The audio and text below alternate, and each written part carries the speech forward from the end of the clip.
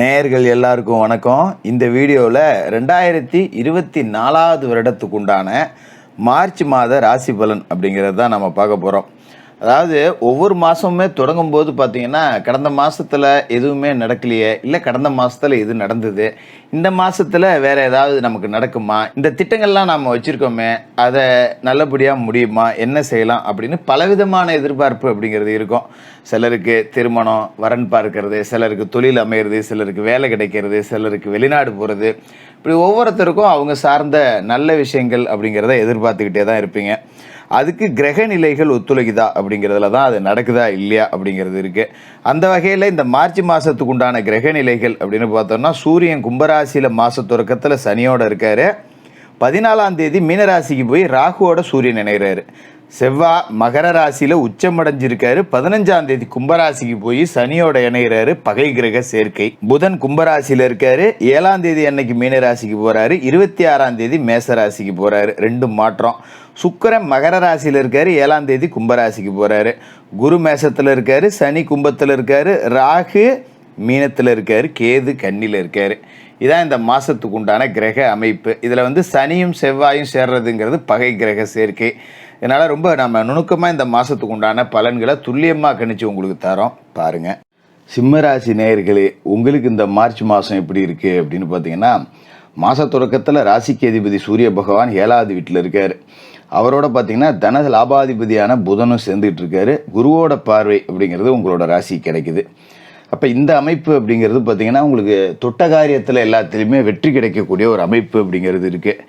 இந்த 7ஆம் இடம் அப்படிங்கிறது கூட்டுத்தொழிலை குறிக்கக்கூடிய இடம் அப்படிங்கிறதால கூட்டுத்தொழில் செய்யக்கூடியவர்களுக்கு பெரிய அளவில் வெற்றி வாய்ப்பு இந்த ஒரு 15 நாளைக்குள்ளே இருக்கும். அப்போ கூட்டுத்தொழில் செய்கிறவங்க இன்னொரு கூட்டாளியை சேர்க்கணும், ஒரு 10 ரூபா முதலீடு போட்டு இன்னும் 2 பேரை சேர்த்துக்கிட்டு பெருசாக தொழில் பண்ணணும்னு நினைக்கிறவங்க, இவங்க எல்லாமே பெரிய அளவில் வளர்ச்சி அடையக்கூடிய வாய்ப்பு அப்படிங்கிறது இருக்குது.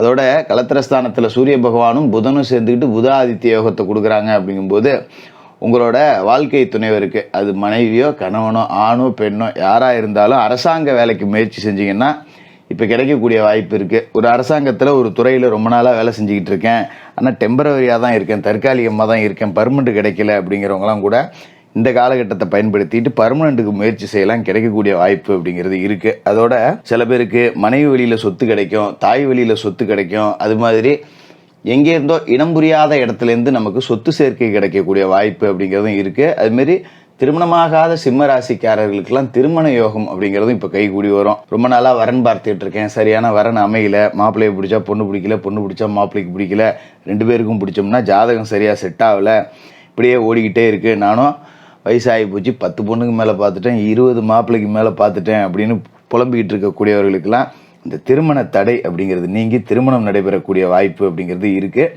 அதேமாரி கண்டசனியோட ஆதிக்கமே இருந்தாலும் கூட குரு பார்வை இருக்குது அப்படிங்கிறதால கொஞ்சம் கண்டசனியோட ஆதிக்கம் அப்படிங்கிறது குறையும், நீங்கள் பயப்பட வேண்டியதில்லை. அதோட குரு பகவானோட பார்வை ராசிக்கு கிடைக்கிறதால கண்டசனியால் வரக்கூடிய தேக ஆரோக்கிய குறைபாடு அப்படிங்கிறது சரியாயிடும். சாதாரணமாக பார்த்தீங்கன்னா ஒரு காய்ச்சல், சொரம், ஜலி இதோடய முடிஞ்சு போயிடும். ஒரு 200-300 செலவு பண்ணுறோம், ஒரு ஆஸ்பத்திரிக்கு போகிறோம், அதோடய நல்லபடியாக குணமாயிடலாம். பெரிய அளவில் மருத்துவ செலவுக்கு வேலை அப்படிங்கிறது இல்லை. அதேமாரி பார்த்தீங்கன்னா மாத தொடக்கத்தில் கும்பராசியில் இருக்கிற புதனும் பார்த்தீங்கன்னா கல்வித்துறை சம்மந்தப்பட்ட முயற்சிகளில் அனுகூலத்தை கொடுக்குறாரு. அப்போ ஒரு வெளிநாடு போய் படிக்கணும்னு நினைக்கிறவங்க, இல்லை படிக்கும்போதே ஒரு பகுதி நேரமாக வேலை பார்க்கணும் அப்படின்னு நினைக்கக்கூடியவர்கள், இவங்க எல்லாருக்குமே இப்போ வேலை வாய்ப்பு அப்படிங்கிறது நல்லபடியாக இருக்குது. சிலருக்கு வாகன யோகம் அப்படிங்கிறதும் இருக்குது. புது முயற்சிகளில் வெற்றி கிடைக்கும். மாமா மச்சான் வழியில் நிறைய மங்கள நிகழ்ச்சிகள் நடக்கும். அதனால் உறவுகளோடு அதிகபட்ச நேரத்தை செலவிடக்கூடிய வாய்ப்பு அப்படிங்கிறது இந்த காலகட்டத்தில் பரிபூர்ணமாக இருக்குது. அதேமாரி பார்த்தீங்கன்னா மாத தொடக்கத்தில் சுக்கிர பகவான் மகர ராசியில் இருக்கார். 3க்கும் 10க்கும் அதிபதியான சுக்கிர பகவான் யோகக்காரகன் செவ்வாயோடு சேர்ந்துக்கிட்டு இருக்காரு. இது ஒரு பொற்காலம் அப்படின்னே சொல்லலாம். இடம் பூமி வாங்கணும், இந்த மாதிரி ஏதாவது விஷயங்கள் முயற்சி செஞ்சிங்கன்னா தாராளமாக செய்யலாம். அதுமாரி பூர்வீக சொத்தில் ஒரு பாகம் பிரிக்கணும், அண்ணன் தம்பி உள்ள பாகம் போட்டுக்கிறோம், இல்லை பூர்வீக சொத்தில் ஒரு வழக்கு நடக்குது, அது நமக்கு சாதகமாக முடியறது, இந்த மாதிரி வேலைகளை செஞ்சிங்கனாலும் பெரிய அளவில் வெற்றி பெறக்கூடிய வாய்ப்பு அப்படிங்கிறது இருக்குது. அதுமாரி அரசியல் களத்தில் இருக்கிறவங்களுக்கும் பார்த்திங்கன்னா மேலிடத்தோட ஆதரவு அப்படிங்கிறது திருப்திகரமாக இருக்கும். தொழிலையும் புது பங்குதாரர்களை சேர்த்துக்கலாம். நான் ஏற்கனவே சொன்ன மாதிரி நேரம் நல்லா இருக்குது அப்படிங்கிறதால நல்லபடியாகவே இருக்கும், பயப்பட வேண்டியதில்லை. அதே மாதிரி பார்த்திங்கன்னா உங்களோட ராசிக்கு 6வது வீட்டில் செவ்வாய் இருக்காரு அப்படிங்கிறதால கொஞ்சம் நிலப்பிரச்சனைகள் வரக்கூடிய வாய்ப்பு இருக்குது. ஒரு கொல்லை இருக்குது, ஒரு வயல் இருக்குது அப்படின்னா அண்டை எல்லார் வகையில் வந்து ஒருத்தன் எனக்கு 2 அடி இருக்குன்னு வேலியை தள்ளி போடுவான். இல்லைன்னா அங்கே அடிக்கிற மருந்து நம்ம பயிரில் போடும். இல்லைன்னா ஏதோ ஒரு பிரச்சனை, ஒரு எல்லை பிரச்சனை வரும். இல்லைன்னா ஆடு மாடு வந்து நம்ம கொல்லையில் மேய்ஞ்சிரும். இல்லைன்னா நம்மளோட ஆடு மாடு போய் அவங்க கொல்லையில் மேயும். இந்த மாதிரி தேவையற்ற பிரச்சனைகள் இதெல்லாம் வரும். அப்படிங்கிறதால கூடுமான வரைக்கும் நிலம் வச்சுருக்கவங்க நிலத்தை உரிய அளவீடு செஞ்சு வேலி போட்டு வச்சுக்கிறது அப்படிங்கிறது நல்லது. அதுமாதிரி கால்நடைகளையும் கொஞ்சம் கட்டுப்பாட்டில் வச்சு வளர்த்துக்கணும். எதனால் சொல்கிறேன் அப்படின்னா, இந்த மாதத்தில் பார்த்திங்கன்னா மொதல் 15 நாளைக்கு சூரியன் சனி சேர்க்கை அப்படிங்கிறது கும்பராசியில் இருக்குது. இது அவ்வளோ நல்லதில்லை. இருந்தாலும் குரு பார்வை இருக்கிறதால கொஞ்சம் கடுமையை குறைக்கும். ஆனால் குடும்ப சுமை அப்படிங்கிறது கொஞ்சம் கூடுதலாக தான் இருக்கும். இந்த சனி சூரியனோட சேர்க்கையால் வீட்டில் வந்து பார்த்திங்கன்னா மாதம் 5000 செலவாகுது அப்படின்னா இந்த மாதத்தில் 7-8 செலவாகிப்போம். அந்த மாதிரி இருக்கும். அதுமாதிரி பார்த்திங்கன்னா 15ஆம் தேதிக்கு மேலே செவ்வாய் போய் கும்பராசியில் உட்கார்றாரு சனியோட சேர்ந்து. இதுவும் பார்த்திங்கன்னா ஒரு பகை கிரகங்களோட சேர்க்கை தான். இந்த 15ஆம் தேதிக்கு மேலே பார்த்திங்கன்னா சூரியனும் போய் அஷ்டமஸ்தானத்தில் உட்காந்துருவார். அப்போ இந்த மாதத்தோட பிற்பகுதி அப்படிங்கிறது உங்களுக்கு ரொம்ப சுமார் அப்படின்னு தான் சொல்லணும். அதனால் கூடுமான வரைக்கும் இந்த மாதத்தோட பிற்பகுதியில் சிம்மராசிக்காரர்களுக்கே உண்டான அந்த பிடிவாத குணம் அப்படிங்கிறத கொஞ்சம் தளர்த்திக்கிறது நல்லது. இல்லைன்னா தேவையற்ற பிரச்சனைகளை சந்திக்கிற மாதிரி வரும். இந்த மாதிரி கொல்லையில் எல்லை பிரச்சனை வரக்கூடிய வாய்ப்பு இது எல்லாம் இருக்கும். அதனால் நம்ம ஒரு காணி வச்சுருக்கோம், நம்ம ஒரு நிலம் வச்சுருக்கோம், நம்ம ஒரு பிளாட் வச்சுருக்கோம்னா ரொம்ப கவனமாக இருக்கணும். அதுமாதிரி ஒரு வீடு கட்டுறோம் அப்படின்னா பக்கத்து நிலத்துக்காரனை கூப்பிட்டுங்க வாப்பா அளந்துக்க, நான் அப்புறம் வேலையை ஆரம்பித்த பிறகு 1/2 அடி இருக்குது, 1/4 அடி இருக்குன்னு பிரச்சனை பண்ணிக்கிட்டு இருக்காத, இந்த நான் 1 அடி போட்டு தான் கட்டுறேன் அப்படிங்கிறதெல்லாம் முறையாக சொல்லிவிட்டு அதன் பிறகு வேலைகள் அப்படிங்கிறத செய்கிறது நல்லது. அதே மாதிரி பார்த்தீங்கன்னா மார்ச் 8ஆம் தேதி கும்பராசிக்கு சுக்கிரன் போயிடுவார். ராசிக்கு 3க்கும் 10க்கும் அதிபதியாக இருக்கக்கூடிய அவர் கும்பராசிக்கு போகிற இந்த நேரம் அப்படிங்கிறது ஒரு யோகமான நேரம் தான். தொழில் நல்லபடியாக போகும். என்னதான் நமக்கு சின்ன சின்ன பிரச்சனைகள் தேவையற்ற பஞ்சாயத்துகள் வந்தாலும் கூட தொழில் ரீதியாக வெற்றி அப்படிங்கிறது இருக்கும்.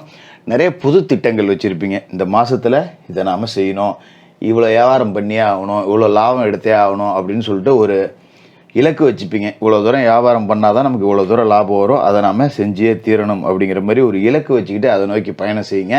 அதேமாரி இந்த காலகட்டத்தை பொறுத்த வரைக்கும் பணியாட்களை வேலையை விட்டு நீக்கிறதோ புது பணியாட்களை சேர்க்கறதோ இந்த மாதிரியான முயற்சிகள் அப்படிங்கிறத செய்ய வேண்டாம்.